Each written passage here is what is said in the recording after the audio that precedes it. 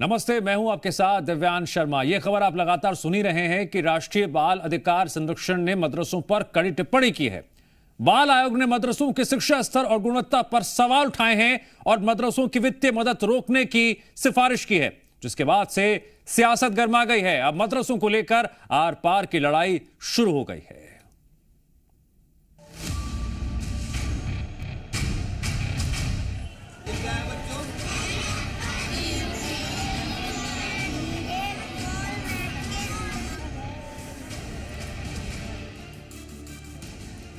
मदरसों को लेकर राष्ट्रीय बाल आयोग की रिपोर्ट के बाद सियासी घमासान तेज हो गया है। रिपोर्ट को लेकर सवाल खड़े हो रहे हैं कि क्या मदरसे देश की उन्नति में अवरोध बन रहे हैं? क्या मदरसों की मजहबी तालीम समाज के लिए घातक साबित हो रही है? क्या मदरसों की भूमिका मुस्लिम धर्म के प्रचार प्रसार तक सीमित रह गई है? जो लोग इस मदरसा एजुकेशन सिस्टम पे कब्जा किए हुए हैं, ये वही लोग हैं जो भारत पाकिस्तान के बंटवारे के समय ये कहते थे कि हमको पूरे भारत में तबलीग करना है। तबलीग मतलब हमको पूरे भारत में इस्लाम को प्रीच करना है, इसलिए हम पाकिस्तान के विरोधी हैं। तो मंशा जहाँ गड़बड़ हो वहाँ बहुत सारी चीज़ें गड़बड़ होती हैं। भारत में जो मदरसा बोर्ड हैं, 7-8 राज्यों में मदरसा बोर्ड है। हमने कहा है कि मदरसा बोर्ड बंद कर दीजिए। राष्ट्रीय बाल आयोग ने मदरसों की भूमिका पर गंभीर सवाल खड़े किए। मदरसों पर 9 साल तक अध्ययन करने के बाद बाल आयोग ने विस्तृत रिपोर्ट बनाई, जिसके बाद सभी राज्यों और केंद्र शासित प्रदेशों के मुख्य सचिवों को पत्र लिखकर सिफारिश की है कि मदरसों और मदरसा बोर्ड को दी जाने वाली सरकारी फंडिंग बंद की जाए। मदरसा बोर्ड को बंद किया जाए।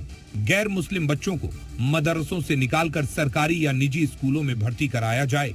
मदरसे जैसे संस्थानों में शिक्षा के अधिकार का उल्लंघन कर रहे हैं। बाल आयोग ने मान्यता प्राप्त मदरसों को भी कटघरे में खड़ा किया है। प्रियंक कानूनगो के बयान पर अब बीजेपी कांग्रेस भी आमने सामने आ गई है। ये बाल संरक्षण आयोग का काम ही है देश में बच्चों को लेकर शिक्षा, उनके अधिकारों को लेकर जागरूक करना और समय समय पर सरकारों को संज्ञान लेकर निर्देशित करना। तो निश्चित रूप से यदि कुछ कहा है तो गंभीर विषय होगा। अब चूंकि कांग्रेस पार्टी तो हमेशा गलत रवैये के साथ रहती है, हमेशा संवैधानिक संस्थाओं का विरोध करती है। जो न्यायपालिका का विरोध करते हो, बाल आयोग का क्यों विरोध न करेंगे? वो हमेशा गलत चीज़ों के साथ खड़े रहते हैं। लेकिन बाल आयोग ने यदि कुछ कहा है, सरकारों को उस पर विमर्श भी करना चाहिए, चर्चा करनी चाहिए। यदि कुछ गलत हो रहा है तो उसको रोकने का प्रयास करना चाहिए। मुझे लगता है पढ़ाई का दुश्मन किसी को नहीं बनना चाहिए। जो भी अध्यक्ष हैं, जिन्होंने भी ये लिखा है, उनको ये पता होना चाहिए कि 2016 से अनुदान तो वैसे ही बंद है। मदरसों में और सरकारी स्कूलों में गरीब बच्चे पढ़ते हैं, उन बच्चों का भविष्य क्या होगा उसके बारे में सोचना चाहिए। और ये सारी बातें जब आज ज़रूरत है, शिक्षा नीड है, शिक्षा से ही चीज़ें आगे बढ़ती हैं और इस देश का भविष्य भी शिक्षा ही है। अगर इसके खिलाफ जाकर अगर ऐसा कुछ बोला जा रहा है तो ये बिल्कुल भी सही नहीं है। मदरसों पर मचे सियासी घमासान को देखकर यही लगता है कि ये महाभारत अभी जारी रहने वाला है।